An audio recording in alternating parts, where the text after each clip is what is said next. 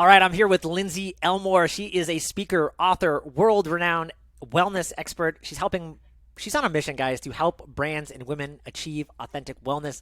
Lindsey, welcome to the show. Thank you so much, Joel. So excited to be here with you.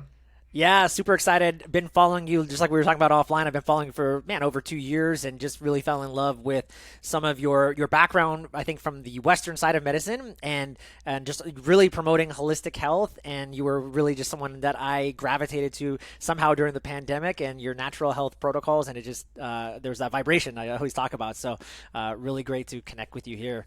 Thank you. I wanted to start things off. You are a pharmacist by trade, right? Mm-hmm. Like, can you kind of talk about what it was like, or what did you learn in that industry, and then where you kind of gravitated to now? Was there, and then in your journey, was there a day that you realized, like, I'm done with this. I'm done with being a pharmacist, or I'm done with this is not aligning with who I say I am and what I believe in. Yeah, there was a very distinct moment in time. There were several incidents leading up to that kind of final straw. But the final straw was clear as day to me. So taking it back, I grew up, I was raised by a nurse and a single mom. And so I ended up going to the doctor's office a lot. And because I am who I am, I cannot sit still. And so, I was filing charts at probably age 11. I was answering phones at 15. I did my first research projects at 17 and 18. I just had a proclivity for science. I was in the OR taking photographs. Like, I just leaned in to the fact that I basically had to be at the hospital all the time with my mom. And so I loved science, was able to do it, but I really wanted to be an actress and a singer and a dancer. And my mom was like, no, you got to get a real job. And so I get my degree in chemistry. And then at the end of my undergrad, I'd always known that I'd wanted to go to medical school because there was only one other doctorate level trained person in my entire extended family. And so I always knew that I wanted to do something at the doctorate level. And I started studying for the MCAT, and I was like, ooh, I do not want to go to medical school. Like, I do not want to do this much detail about minutia. I just don't. And So it wasn't, by the way, it wasn't, the MCAT didn't scare you in terms of like, man, I don't align with this maybe thought process of medicine. It was just like, this is just boring. It wasn't. No, I was a kid. I didn't know enough. I didn't know the industry of medicine like I do now. So yeah, it wasn't an ethical dilemma that I was facing. It was just it was genuinely, I don't want to study this hard. I just genuinely did not want to. And so then I was like, okay, I'll get a PhD in chemistry. And the people that I worked around in the lab, like, because I've been working in a protein crystallography lab for a couple years, all of them were like, do not. They're like, it is not your personality. You are not going to like being by yourself, cooped up. Like, it's not who you are, Linz. And I was like, well, you guys, I have no life plan. And one day, one of the women that I worked with walked into the lab and said, I know exactly what you should do. You should be a pharmacist. And I was like, okay. And so I sat for the PCATs. I practically aced. I was in like the 99th percentile of the PCAT. So I was like, okay, this is going to come more easily to me versus, I started as a biology major and I hated biology. And there was so much more biology in medical school versus chemistry in pharmacy school. So I go to pharmacy school, love pharmacy school. I love learning all of the things. The knowledge came easy to me. The practice came easy to me. I liked the responsibility. I liked all of it. I then went on to do during pharmacy school, a very important thing happened. I tore my ACL my first year in pharmacy school. And that landed me in the chiropractor's office, which landed me in the acupuncturist's office, which introduced me to Chinese medicine for the first time. And Wow. I really liked it. And I was intrigued by the fact that there was a completely different concept of what health actually is. And so I then started attending the integrative medicine conferences. I would take the herbal medicine elective. It was just dabbling a little Yeah. bit. And then in my first year postdoc, I started watching loads and loads of documentaries about the food system, started to get very angry about the, genetic modifications of food, and started to see like, there's some cracks in industrial everything. Yeah. And so I did my second year residency, which I absolutely loved. It was in ambulatory care. And so I would see patients who were walkie-talkie patients with diabetes, cardiovascular disease, metabolic disease, obesity, asthma, COPD. I ran a pain clinic. And so chronic disease, like the diseases of modern eating. And so I had already Yeah. seen like, holy crap, our food is designed to make us sick.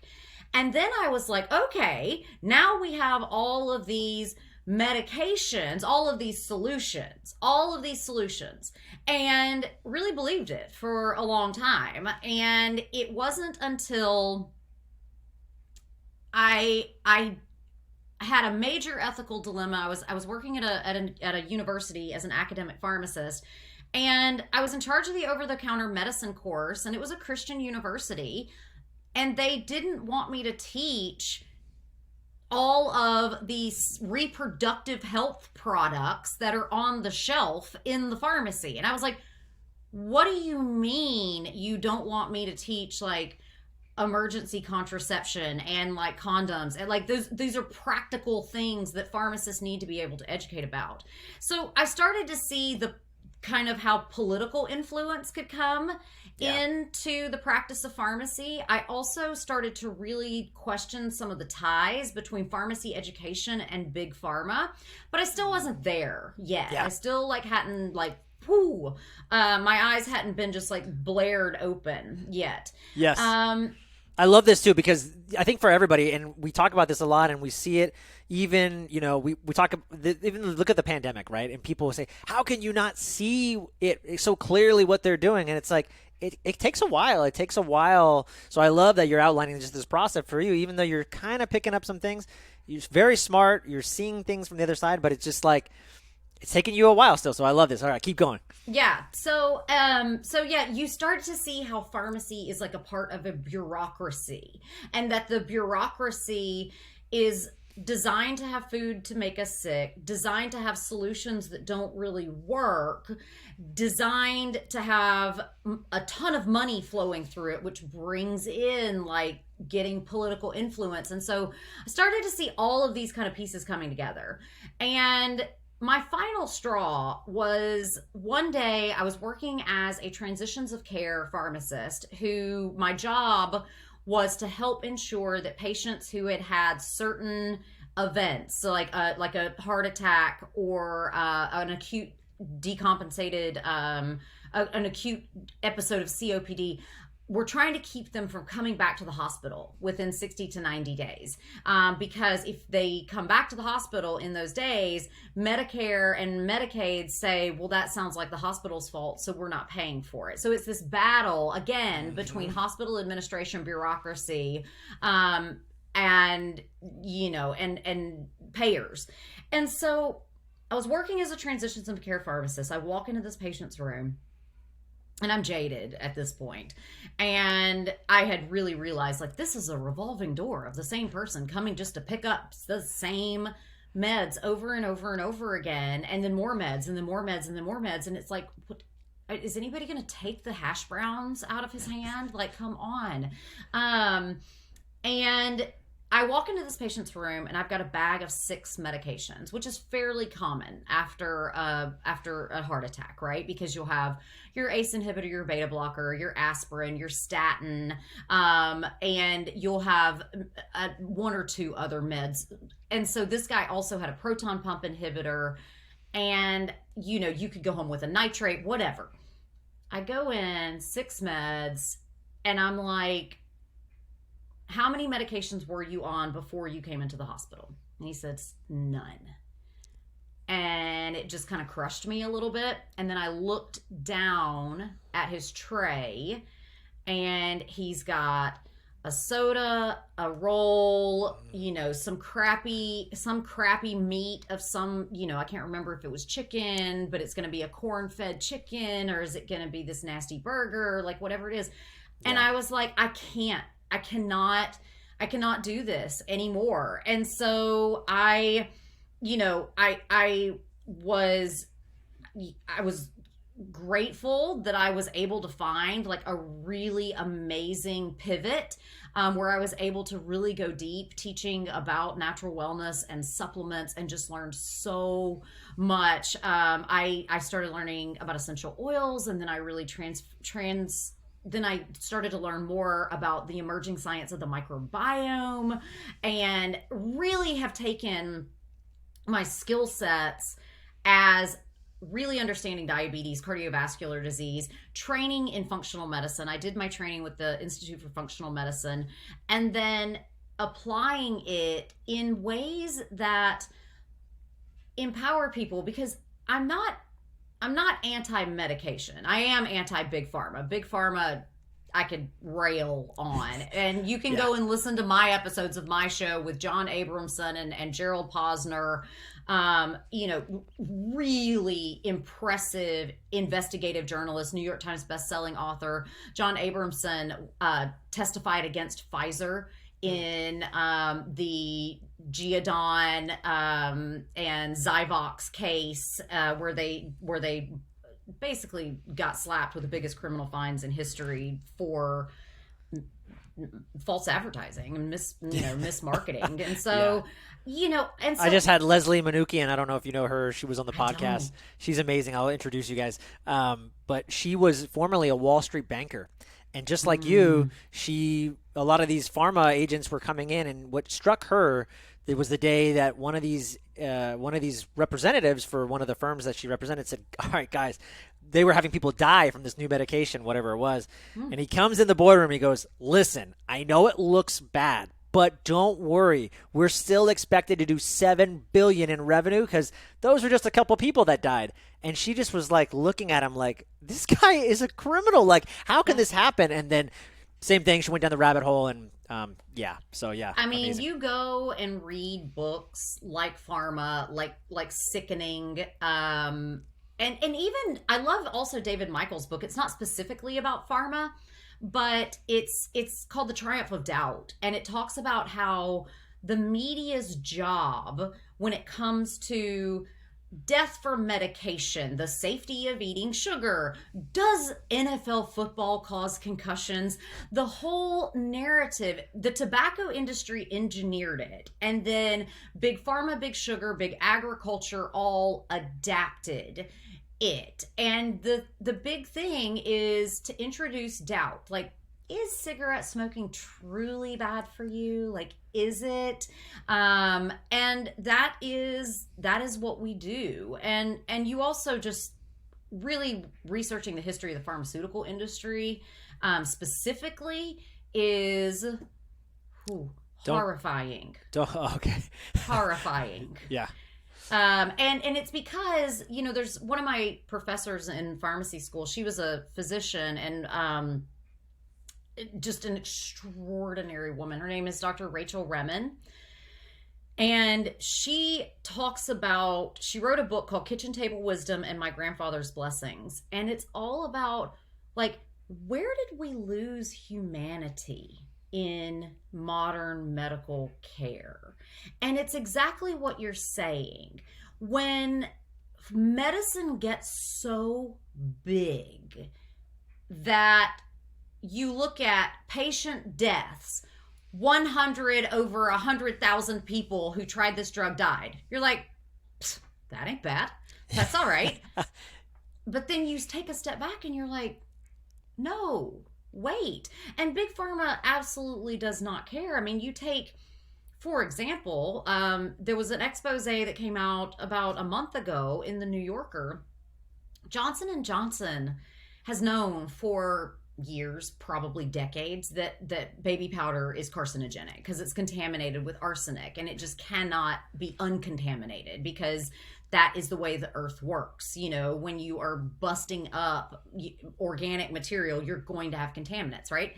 And so Johnson & Johnson had a class action suit from 11,000 women against them, and they adapted a strategy that was used by the Koch brothers. And so Koch Industries, huge oil and gas, like, you know, now we got a whole nother industry that we're talking Rockefeller money, baby. We're talking Rockefeller money now. Yes. Or Sackler family money, like, you know, like it's big.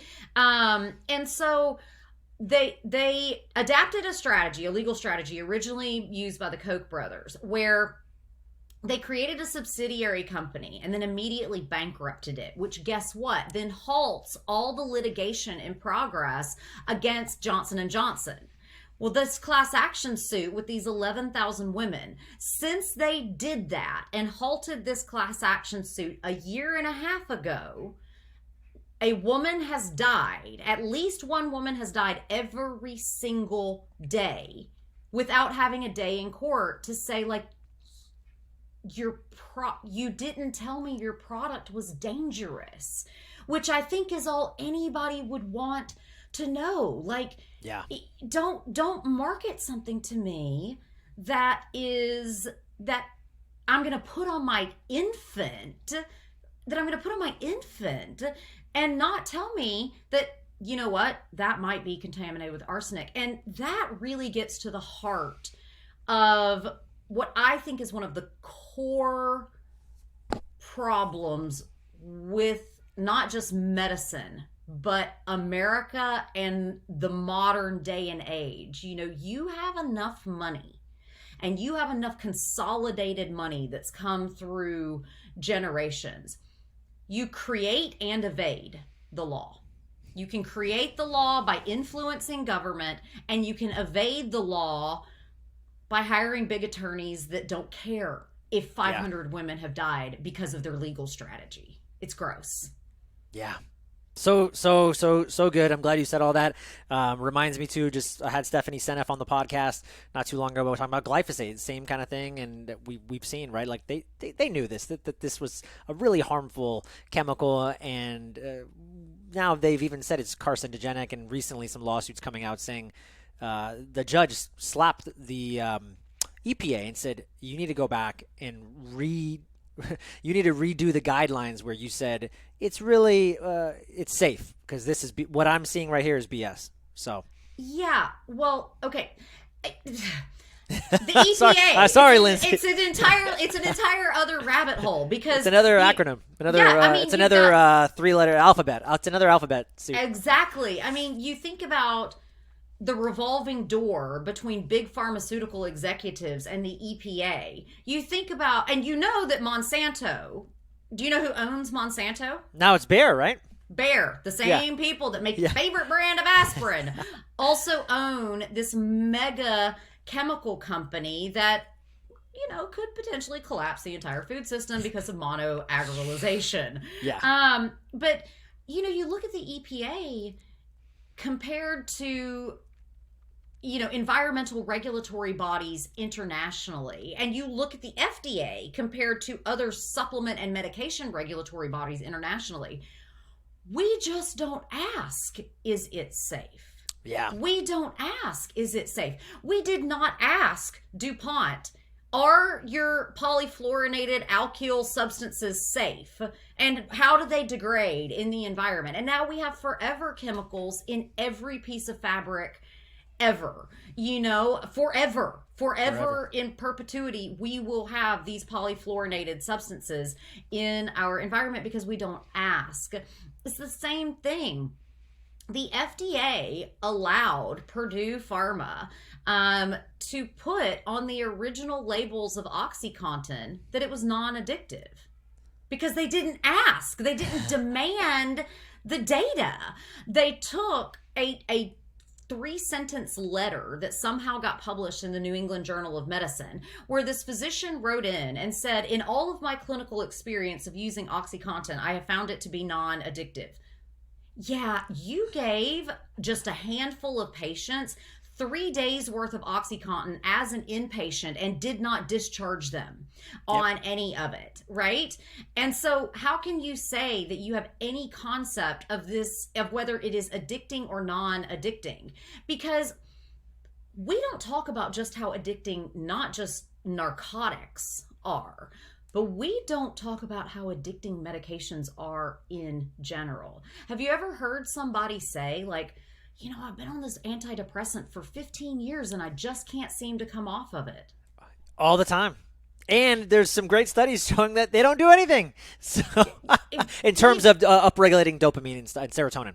Right. Yeah. Well, again, I'm not anti-drug, but if you're going to use drugs, in my opinion, as a pharmacist, you must give them a fighting chance to work by ensuring that you have the precursors that you need to execute the action of the drug, right? So you look at somebody with long-standing depression, especially if there's an addiction component, they don't have any serotonin to begin with. So it doesn't matter if you have a drug that prolongs the action of serotonin if you don't have any serotonin in the neuronal synapse. So we have to take a step back and go, okay, well, if we're going to use an antidepressant medication, let's at least ensure that we have plenty of tryptophan and plenty of broad spectrum amino acids so that we can actually build the serotonin that we want to be holding in this synapse. Okay. Love that. So the other thing you have to do is you must mitigate the risk of side effects.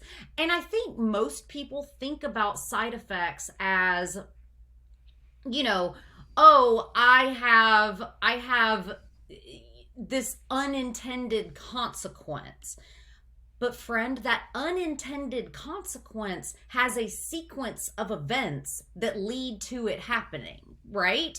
And so, for example, statin medication, some of the most widely prescribed medications in the entire world, Pfizer outright manipulated the advertising to the nth degree to get Lipitor, atorvastatin, to market, made $1.5 billion because they did a very common statistical manipulation called absolute risk reduction versus relative risk reduction, slapped it all over their ads, all the things, okay?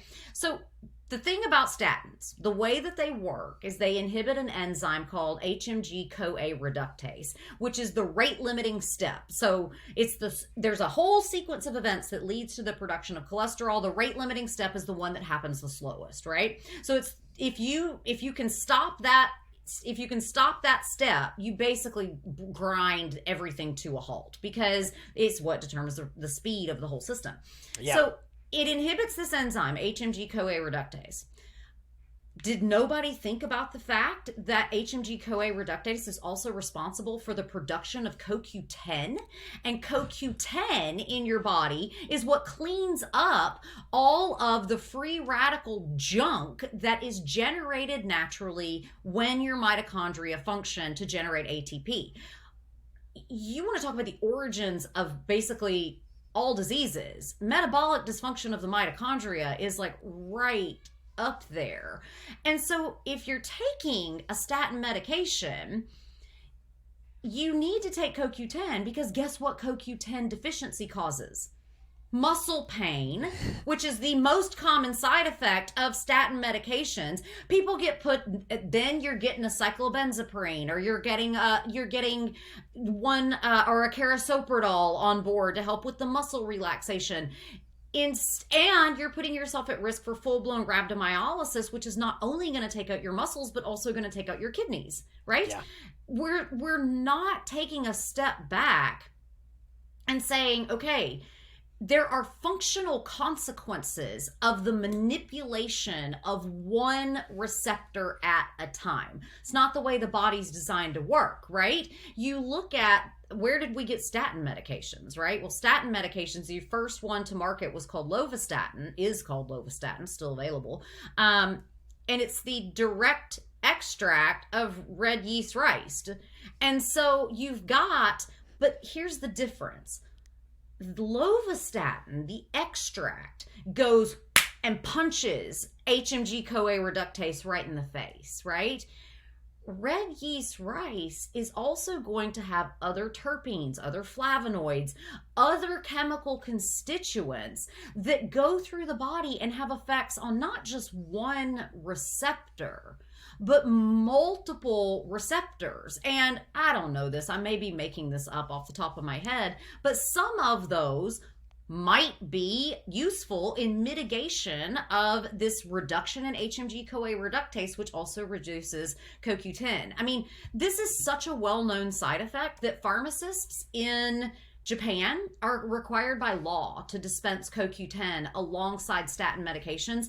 And Wow. I am a metabolic disease pharmacist and did not know this until I had been in practice for, I don't even know when I learned this, but I'd been in practice at least 5 years, possibly 10, by the time I learned this.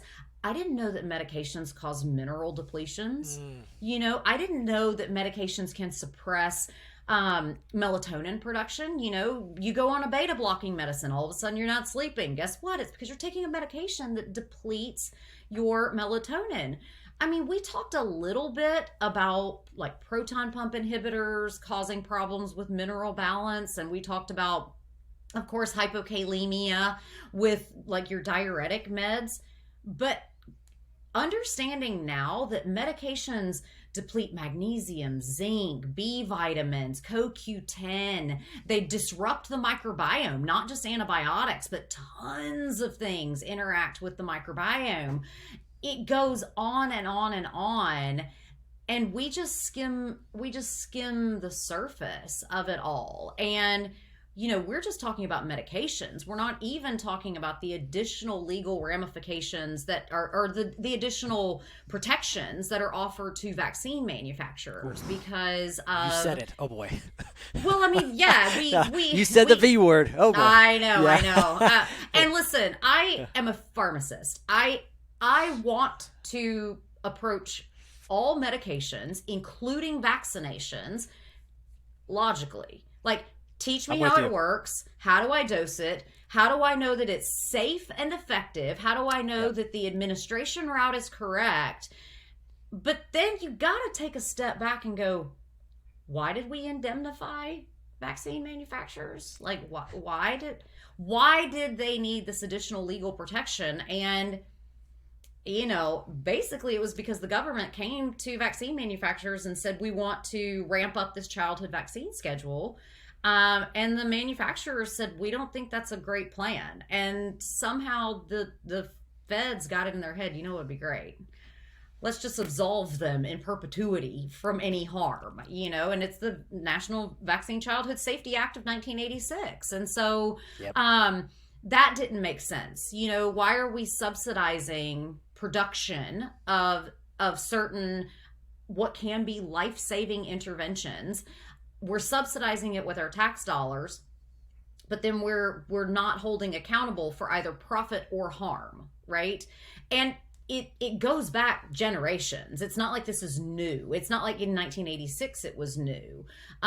It goes all the way back to the production of penicillin during World War I and World War II, where we realized that penicillin saves lives. And so the government was like, we can't allow all these GIs to die, right? And so we rapidly used our tax dollars to ramp up manufacture of penicillin. And at the end of it, instead of the US government being like, okay, guys, that was a fun run. We'll take our buildings and all of our investment. We'll take all those people. Yep, no, they're definitely ours. Taxpayer dollars, all right? Taxpayer dollars. They gave it away. They gave it to the pharmaceutical industry. They gave it away. All of this. And so this non-accountability of just like, you can say what you want. You don't have to care if your product works. You want to hear something horrifying? Listen to my interview with Dr. John Abramson, who's the Harvard MD who testified on behalf of the FBI against Pfizer. He really summarized it well. we think about clinical research and the randomized control trial as being this like mecca, right? That's all we base our interpretations of things on is that randomized control trials. Yep. Nobody goes to the pharmaceutical companies and actually fact checks their computers. All they have to do is just write the paper, send it in, and it's like wait. When he told me that, I was like, how have I never thought of that? How have I never thought of that? Of course it would be in pharmacy's big interest, or pharmacist's interest to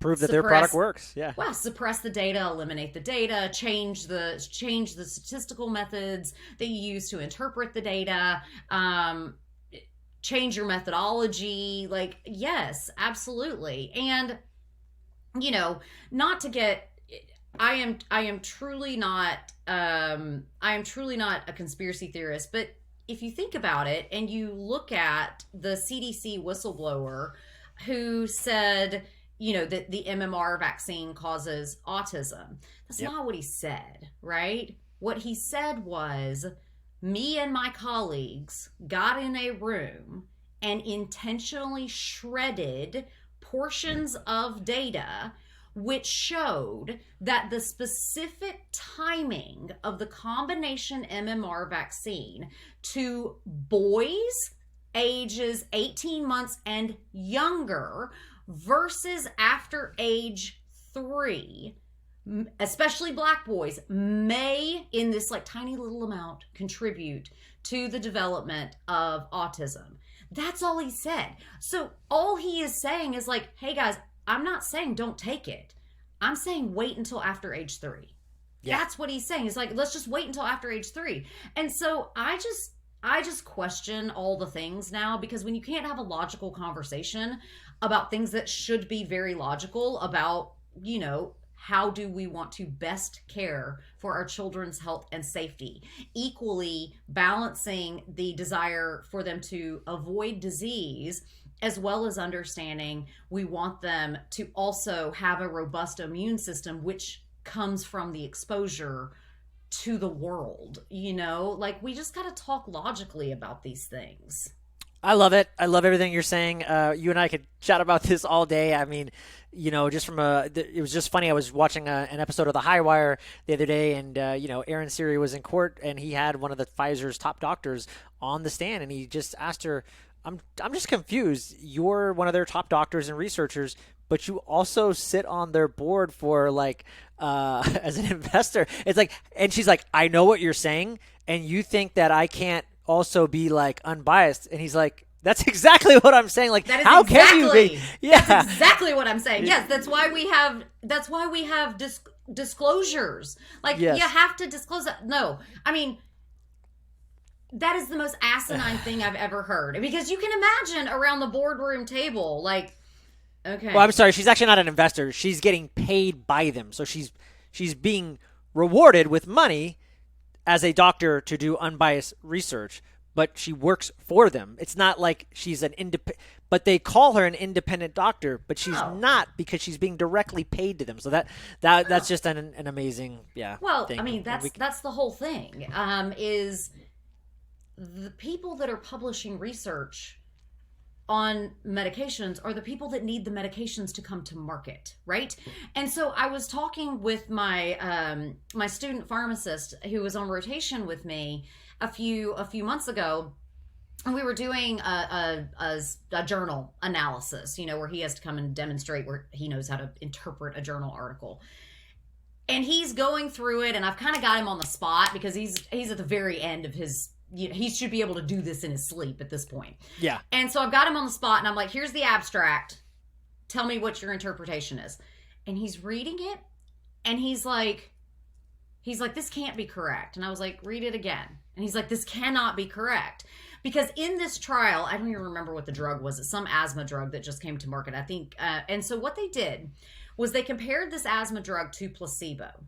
And what you want to be able to show in clinical research is called superiority. You want to show that your intervention was better than the either no intervention, aka placebo, which is also arguable because the placebo effect is a very, very, very real effect. And I don't think that makes people crazy or wacky or loony, but to think that you are healthy makes you healthy, right? To think that you are physically fit, mentally fit, able, capable, makes you those things, right? Absolutely. The language that we speak over ourselves is powerful. So if you believe that you are taking something that will help you, it will, right? The belief it predates all of it. Yep. And so in this study, what they want to be able to show is superiority, either superiority to placebo or to current treatment, which a lot of people don't do because with all the Me Too drugs that are out there, it's really hard to show superiority over a current treatment. What you don't want to have to do is called non-inferiority, where I'm going to say, all right, here's the current treatment. Mine is just as good. It's non-inferior. It's the same. Yep. Okay. So they obviously in this clinical trial could not do either one of those things. So they go to the most ridiculous statistical manipulation I've ever seen. What they showed was that the drug was non-inferior to placebo, which is ridiculous. You have to have a treatment to say I'm as good as it. So you're telling me that people thinking that they are taking something active as a sugar pill is same as your drug.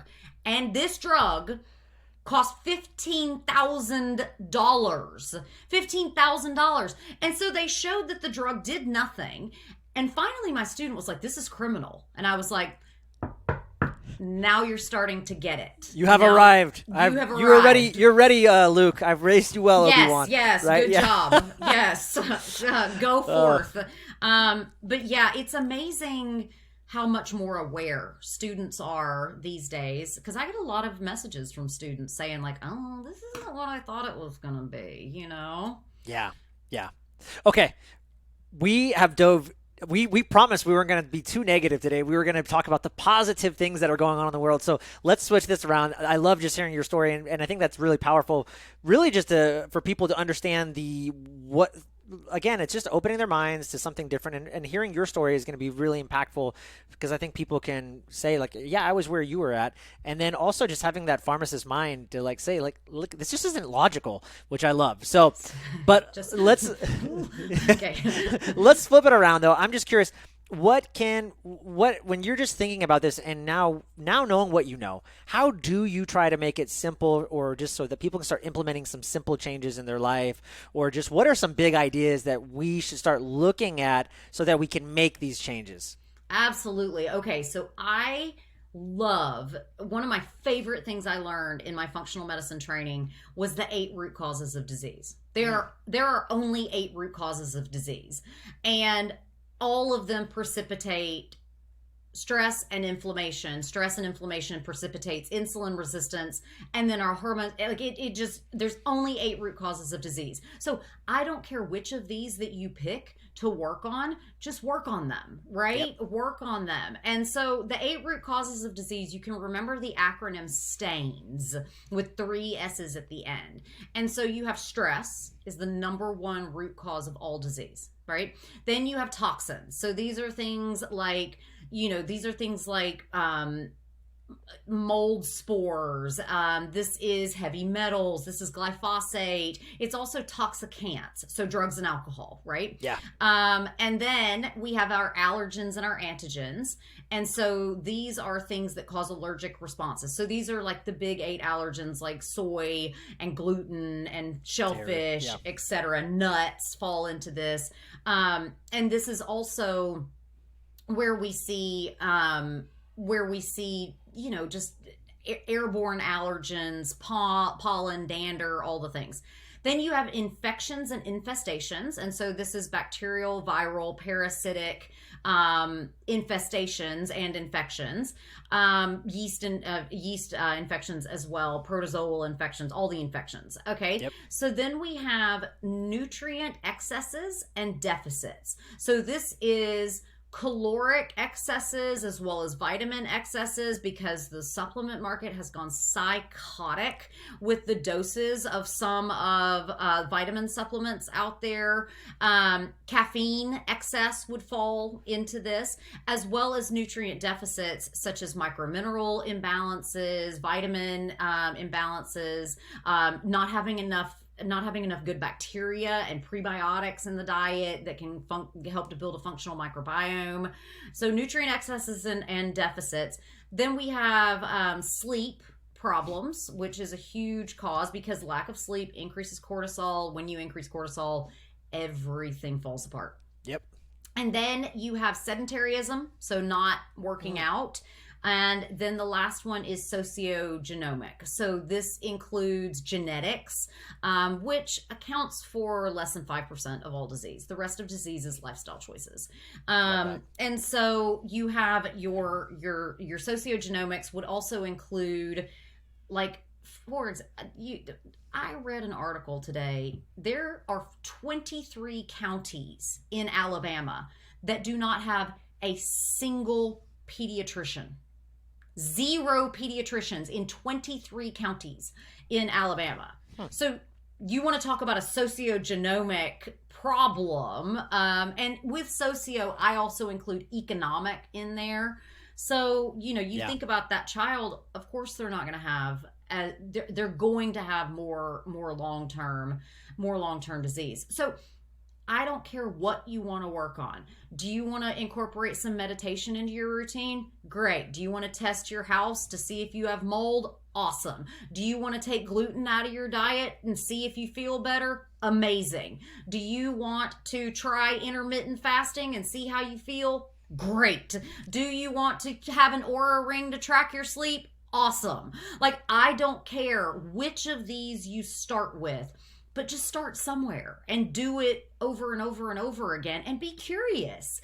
Yeah. Don't allow the dogma of what so-and-so says that you need to be doing because they're a social media influencer dissuade you from just going like, you know what? When I eat keto, I actually feel like crap. When I eat carnivore, right, I feel like I feel great. Whatever it is, I don't care. But you have to be curious, because we are all unique biological engines. And so I'm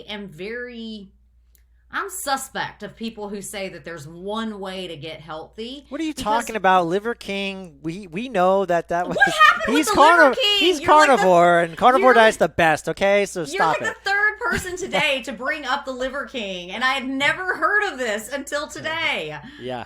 Liver King is just a guy who's been promoting primal carnivore lifestyle and has a supplement company, or that he's a part of, and everyone just found out he's on steroids, so that he spent 12 grand a month on steroids actually to maintain his 12 grand a month, his amazing primal physique. That's right. So, anyways, ew! I just googled this guy.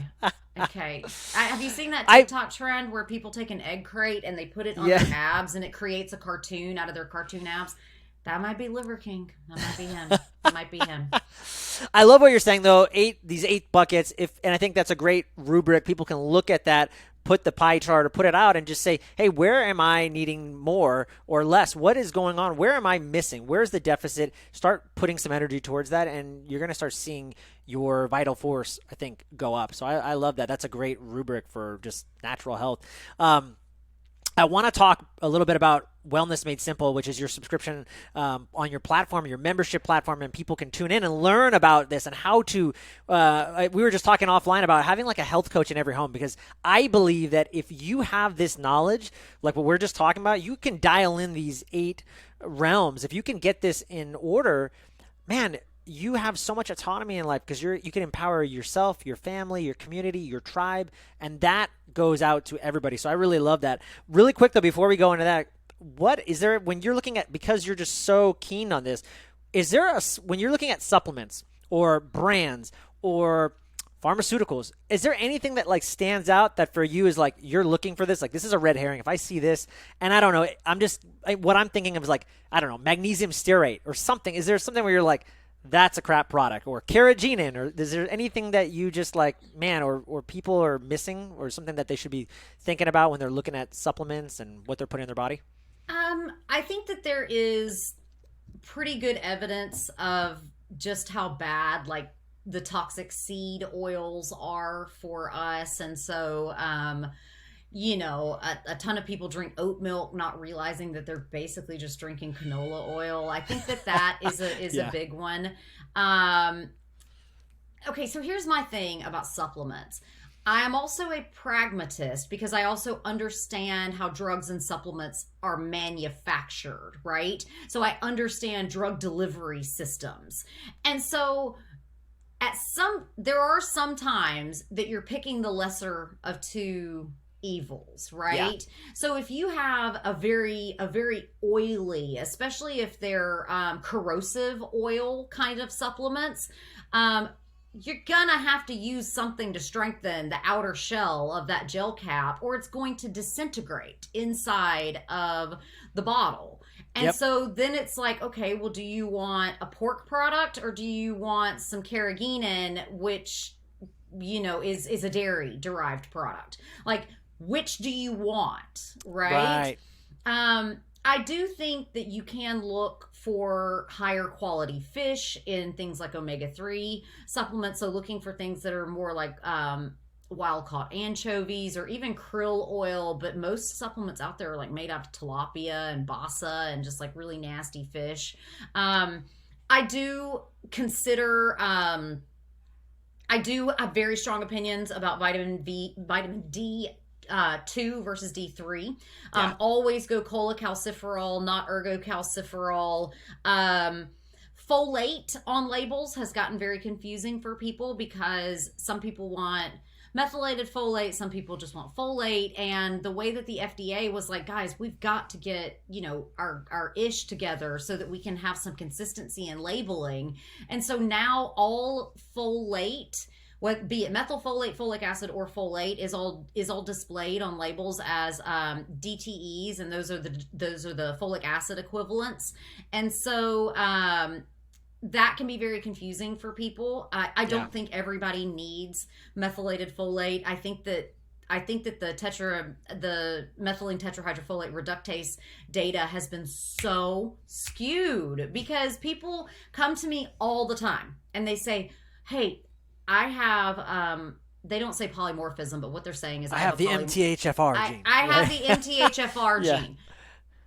So do all of us. And they're like, well, my enzyme doesn't do what it's supposed to. But here's the thing. MTHFR is the most genetically diverse gene that we have, right? And so you can have everything along the page as far as polymorphisms that lead to anywhere between 100 and 0% function. So you can have a total loss of function, a knockout gene, or you can have like 98% function, 97% function. And so we have to really look at not just, oh, I have this mutation. You have to look at, well, what does that mutation mean? Because we're getting to the point now where we actually can map these out pretty well. So folate, methylated folate, great. I'm not impressed with the magnesium stearate data. I'm also not impressed with a ton of the retinol palmitate data saying that it's super dangerous. I know it gets a lot of bad press. Low quality artificial sweeteners, I think we can generally agree, like, don't be drinking aspartame anymore. Yeah. People, like, please stop drinking the aspartame. And so those, I think we do have some safer options. You can put it up to debate. If is it stevia? Is it monk fruit? Is it erythritol? Is it xylitol? All of those things. But I do think that, we do know that the sucraloses of the world and the aspartames of the world are probably worse for us than some of the more naturally derived. And again, people come to me all the time, since I know a lot about the microbiome, and they're like, I've heard stevia disrupts the microbiome. And it's like, yeah, but so does sugar. And so do you really want to be eating unsweetened pea protein in your shake? You're not going to do it, right? And so again, it's coming down to the practicalities of simply what it takes to manufacture products. I've heard people go off about like there's silicon and silica dioxide and all of it, and it's like, yeah, guys, you got to be able to make it flow through the tubing. And this is inert. It passes through you, right? Yeah. And a few years ago, Walmart got thrown under their bus because they were just like, there's sand in their supplements. And I was like, there's sand in every supplement, every medication, you know? I do think it is important. I do think that pharmaceutical drugs should be mandated by law to display their excipients on their label, because there is so much lactose inside of pharmaceutical drugs. And so people, guess what? My GI problems are not getting better because I'm unknowingly taking a dose of lactose 2-3 times a day. And so having those excipients in there is really, really important. But, you know, I mean, I think we do worse picking out food than we do picking out supplements and drugs. Like you guys, deli meat, right? So cured meats, deli meats, salted fish, all of these things are World Health Organization class 1 carcinogens. And we send our kids to school with Lunchables all the time, and like nobody thinks about it being abnormal. But you know, these beautiful charcuterie plates that everybody makes, it's like that's colon cancer. Not saying you can't do it every so often, but I do think that we make worse decisions when it comes to food, because let's be frank, unhealthy food is delicious food, but the less that you eat of it, the more delicious the healthy stuff becomes. Yeah, I love that. Stop focusing on the minors. Let's focus on the majors. So good. All right, talk to us about Wellness Made Simple and just how people can get this kind of knowledge that we're getting on this podcast, but like on a regular basis, and really start to bring back their health and vitality. Absolutely. So Wellness Made Simple, it's wellnessmadesimple.us. It's a place where you can come to learn practical skills that you need to build a healthy lifestyle. And you don't have to be a pharmacist. No. And it's for anybody, you know, I believe that everybody deserves to be healthy. And a lot of people hit into a brick wall because they get sick of the fads. They don't know what to rely on. They get confused by the internet. And a ton of people just say, I don't have time, and I don't even know what's out there to look for. Yeah. And so come to wellnessmadesimple.us, get access to the website, watch the coursework, and you'll learn the major functions and dysfunctions of the body, helping you to understand how you can heal yourself. And then it's up to you, friend. Are you going to implement daily changes that positively transform your health? Because, you know, health is not one thing. It's all the things every day, you know? It's so true. It's the consistency, right? It's and we're so used to like, well, I did that one thing that once, and it's like, whether it's your mindset and whether you're launching a business, it's all these things. It's the daily practices over and over again. It's that consistency that really brings on the transformation. Awesome stuff. And then I want to jump into, I know we're running on the top of the hour. I want to jump into some lightning round questions with you. But before I do, could you just kind of, I mean, you know, you're such a stickler, I would say, for brands and because of your background, right? And so you're very particular. But I know you've partnered with Amare, and maybe you could just kind of talk about that relationship and some of the exciting things that you're doing with them, and maybe why you even chose to partner with them. Yeah, I mean, I chose to partner with Amare first and foremost because they are the mental wellness company. And I really didn't see any other company in that space. Whereas, you know, you look at a lot of companies and there's a ton of overlap. Somebody's got some non-toxic cleanser, somebody's got some collagen, you know, there's tons of people doing the same thing, right?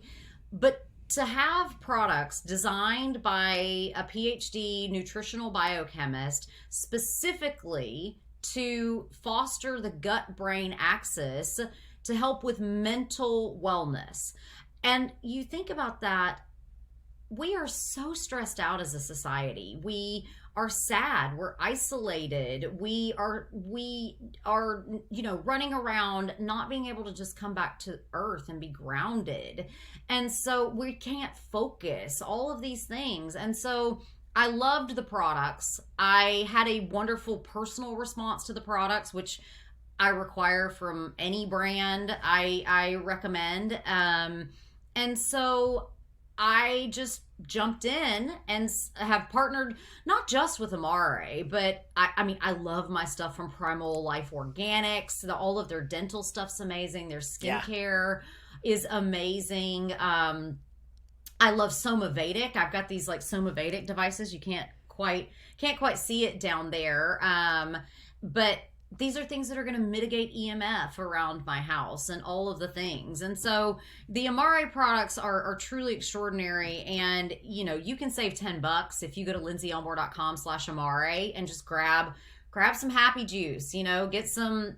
Happy Juice is a combination of 3 products that help with, lowering cortisol, increasing dopamine and serotonin, and increasing GABA signaling, as well as helping with focus and mood, motivation, and metabolism. And so it's a great starting point for anybody. And, if anybody wants links from me from all of my favorite companies, including, the ones I mentioned, just reach out to me, follow me on Instagram. And it is actually me chatting on Instagram. Yeah. So if you're talking to someone, you are 99% of the time going to be talking to me. If you're talking to me on Facebook, you are not talking to me.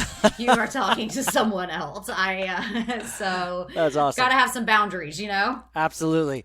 That's great. I got a chance to try some Happy Juice at the A4M conference, and I will say it was delicious. So and I'll put all those resources for everybody in the show notes. So I want to jump into some lightning round questions with you, and then we'll wrap things up, and we'll talk about also where people can connect with you and find you. But also, is there anything I didn't ask you that you wish I had, or maybe, even something I've been asking some guests lately is like, is there an ask that you'd want to ask of the audience? Is there any way that they can help you or connect with, promote you? Well, I mean, I think it's so much more simple than that. What I would ask from the audience is genuinely believe that you deserve to be healthy and do the radical thing that is to actually take care of yourself. Like, that's, if you guys walk away and do that, like, I don't care if you follow me on Instagram or buy my products. Just believe that and do it. Just do one better thing right now than you did in the past 5 minutes. Like, just go forth and do it, and just keep showing up for yourself. Yeah. Love that. Awesome stuff. All right. Let's jump into some lightning round, and then we'll wrap things up. I'm curious, Lindsey, for you, was there a choice, or are there some choices that you think you made in your life that made you who you are today? Oh, yeah. Okay. So when I had a very distinct choice. When I was working as an academic pharmacist, I had gotten so torn up in just like anger and lack of an ability to let it go. I could barely have a conversation with anybody anymore. And my boss at the time was like, I'm going to send you to this corporate communications coach. I was furious. I was pissed. I did not want to do it. And somewhere in that first 5 minutes in that meeting, I said, I am going to do every single thing that this woman tells me to do. I'm going to read every book. I'm going to do every journal exercise. I'm going to forward her every email. I am going to do everything that she tells me. And I have never regretted that for a moment. It changed my life in so many ways. Love that. Obviously, you are such a force in the wellness world. I'm curious, just who inspires you, or is there anybody that you follow? And I have met so many amazing people through my podcast. All very different personalities. Dr. Patrick Hanaway really comes to mind because he still, even though he is like a celebrity in my mind, he still practice medicine and he still puts his heart into it. Dr. Jess Petros is a great friend of mine, and she is just as kooky as can be and makes medicine so much fun. I've ran into her at a few conferences. She's fun. Yeah, she Yeah. is. And then I'm super inspired by my pharmacist colleagues who I think don't get enough shout outs. And so, Dr. Melody Hartzler is amazing, Dr. John Kim, Lara Zacharia, um, Lauren Castle are all functional medicine pharmacists that I really love. Sahar Swindon is another one. I don't know how to pronounce his last name because I have to read it every single time. But James D. Nicolantino. I know. Yeah, D. Nicolantino. Yeah. Whatever. Okay. I have to Yeah. read it. Yes. Yes. But I love my pharmacists that have like kind of shifted and been like, okay, something is off here. So That was a great list. No, that was beautiful. yeah. Yeah. Any books? I'm a huge reader. Is there any books that just stand out for you or that you would recommend that someone read that had a huge impact on your life? A huge impact on my life. Yeah, or just one that like really stands out and you're like, man, that's a book that I think everyone should read. I don't know if there's like a top 1 to 3. Sometimes when I give people one book, it's like they can't name one, but there's maybe there's like a top 3 or maybe just one that stands out to you. I don't know. If you're going to say books that I think everybody should read at some point in their life, I got to go to some classics. Sure. I'm going to the 21 Irrefutable Laws of Leadership. What Got You Here Won't Get You There by Marshall Goldsmith. I recently interviewed Stephen M.R. Covey, so Stephen Covey's son, and his book is, what is it called?